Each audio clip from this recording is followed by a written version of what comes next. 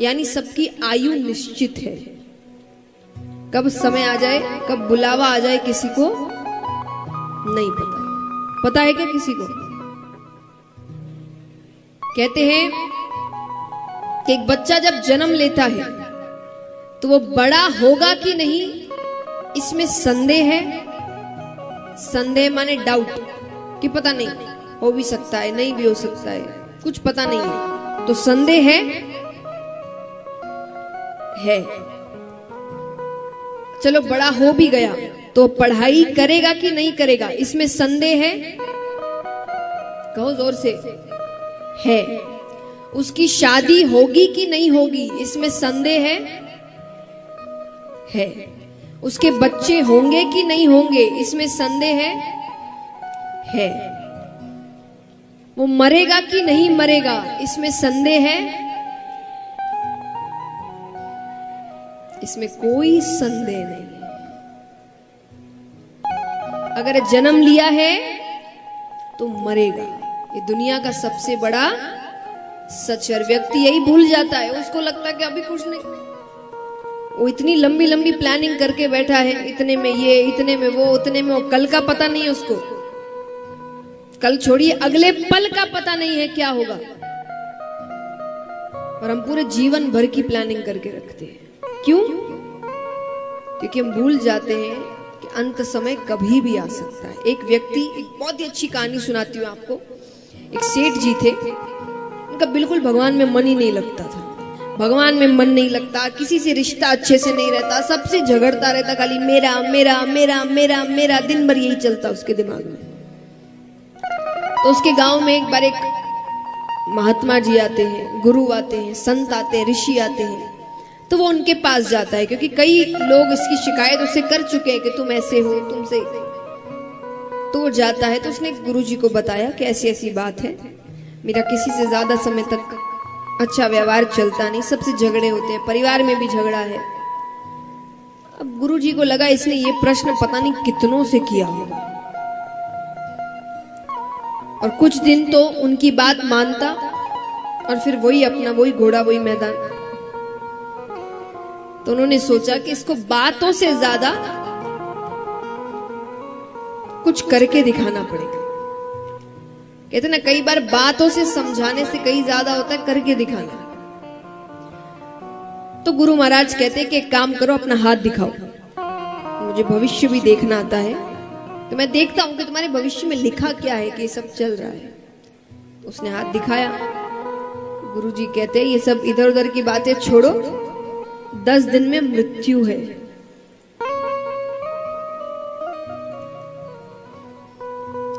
उसके तो शब्द नहीं आ रहे उसको समझ में कि क्या बोल रहे हैं आप। बोले 10 दिन में मृत्यु है, ऊपर जाना है, अब क्या करना है तुम देखो। वो तो गया, 1 2 3 4 5 6 7 8 9 10 11 12 13 14 15 दिन निकल गए, कुछ नहीं हुआ। 15 दिन बाद वो आया, वो कहे आपने तो कहा था 10 दिन में मृत्यु है, 15 दिन हो गए मुझे कुछ भी नहीं हुआ। गुरुजी ने कहा तुमने 15 दिन में क्या किया? बोले पूछिए मत, मैं तो ऐसा भगवान में लगा हूं, मैंने बहुत नाम जप किया, बहुत दान किया, जिससे झगड़ा किया था वो सबसे माफी मांग ली, सारे रिश्ते सुधार लिए। बोले क्यों? अरे बोले जाने से पहले ये सब थोड़ी, कोई जाने से पहले तो सबसे अच्छा ही करके जाऊंगा, जब जाना ही है, अंत समय आ गया है तो क्या फायदा ये झगड़े ऊपर लेकर जाने का।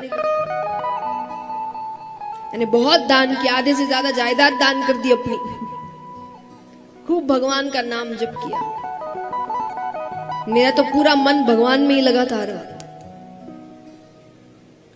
गुरुजी कहते हैं तुमने मुझसे पहले दिन आके यही पूछा था ना कि मेरे एकाग्रता का राज क्या है, अच्छे स्वभाव का राज क्या है, भगवान में मन लगने का राज क्या है। यही राज है। मैं अपनी मृत्यु को याद रखता हूं, मुझे पता है कि कभी भी वो आ सकती है, अगले पल भी आ सकती है, तो मैं कोई भी अच्छी चीज भविष्य के लिए छोड़ के नहीं रखा कि बुढ़ापे में करेंगे। अभी पहले अपना अपना अपना कर ले, बाद में तो करने। वो बाद आएगा कि नहीं आएगा किसको पता। हम भी तो यही करते हैं। हमारा क्यों दिन भर किसी और से झगड़ा हो रहा है, हम किसी का सहयोग नहीं कर रहे, सिर्फ अपना अपना देख रहे, क्योंकि हम सोचते बुढ़ापे में करेंगे। कई लोग कहते हैं ना कि ये कोई उम्र है क्या कथा सुनने की, जब उम्र आएगी तब सुनेंगे। ये उम्र है क्या भगवान का कीर्तन करने की, जब उम्र आएगी तो उम्र आएगी, पता है तुमको? ये तो पता नहीं। क्या पता उम्र नहीं आई तो? तब ऊपर जाएंगे, भगवान कहेंगे क्या किया? हम कहेंगे आपने करने ही नहीं दिया। हमने तो बुढ़ापे के लिए सोच के रखा था कि बुढ़ापे में सब करेंगे, बुढ़ापा आया ही नहीं। तो इसलिए जिंदगी के जो अच्छे कार्य हैं, महत्वपूर्ण कार्य हैं, उनको भविष्य पे मत छोड़िए। वो अभी के कार्य है। अपना जीवन जरूर जिए, पर सहयोग करना, भगवान का नाम जप करना, इसको भविष्य पे मत छोड़िए। एक बात हमेशा याद रखिए, भगवान को जब आप फूल चढ़ाते हैं पूजा के लिए, तो कैसे फूल चढ़ाते हैं बताइए? ताजा या 1-2 दिन पुराना? जोर से कहिए, पक्का, झूठ तो नहीं? तो फिर खुद को क्यों इतना पुराना होने के बाद देंगे भगवान को? हम भी जब भगवान की भक्ति करें तभी ना, जब ताजे हैं, जब स्वस्थ हैं, जब हर चीज अच्छे से चल रही है, दिमाग चल रहा है, शरीर चल रहा है, मन चल रहा है। जब आधी से ज्यादा चीजें चल नहीं रही होगी तब भगवान के पास जाएंगे। भगवान कहेंगे अब क्या कर रहे हैं, हालत तो है नहीं कुछ करने की, अब आराम कर ले, रहने दे। इसीलिए जब फूल भगवान को ताजे चढ़ाए जाते तो हम ताजे क्यों नहीं? हम इतने पुराने होने के बाद भगवान के पास क्यों जाते? तो भक्ति की उम्र बुढ़ापा नहीं होता, बचपन होता है, जब बिल्कुल ताजे हैं, मन साफ है,